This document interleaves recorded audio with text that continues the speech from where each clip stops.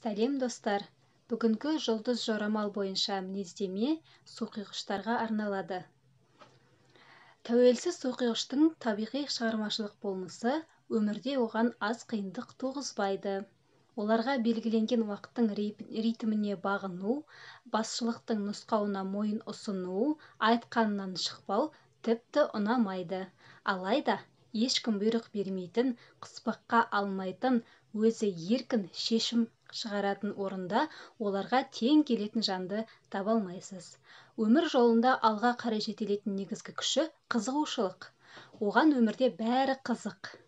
Геосаяси мүдделерден бастап балалар шағын жасайтын құрылғы, тіпті дінге деген қатысты мәселелер де қызықтырады. Суқиғыштар үшін маңызы жоқ нәрсе болмайды. Ол әрбір ұсақ түйектің астарында жұмбақ іздеп жүреді және жаңалық ашушыға құмарлықпен қарайды. Оның құпиясына көзі жеткен сәттен бастап қызығушылығын жоғалтуы мүмкін. Міне, сондықтан суқиғыш жаңа хоббиге, жұмысқа, сұхбаттасып отырған жанға аяқ астынан қызығушылық танытып қана қоймай, тез қызығушылығын жоғалтатын қасиеті бар.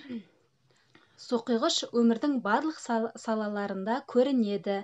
Оны шулы орта қызықтырады, қызықты адамдармен әңгімелескенді жақсы көреді. Ал оның көзқарасының кеңдігі және тереңдігі кез келген философты қызықтыра алады. Суқиғыш ырымшылдықты ұнатпайды. Ондай наным-сенімдерге сенбейді.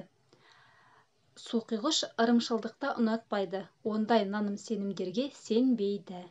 Оның таныстары, жақын достары арасында кедей-кепшіктен бастап бай-манаптар, өмір салты басқа түрлі ағымды ұстанатын адамдар бар.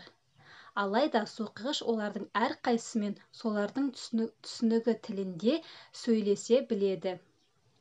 Солардың түсінетін тілінде сөйлесе біледі. Суқиғыш олардың барлығын дос санағанымен, шындығында оның шынайы достары аз. Оның өмірлік белсенділік бағыты тереңге емес, кеңге бағытталған. Бүкіл әлемге қызығушылық танытып қарайтын суқиғыш айналасында көпшілікті жинай алады. Бұл қасиеті оны адам жанының бірлігі және түйсігі дамыған шебер психолог етеді.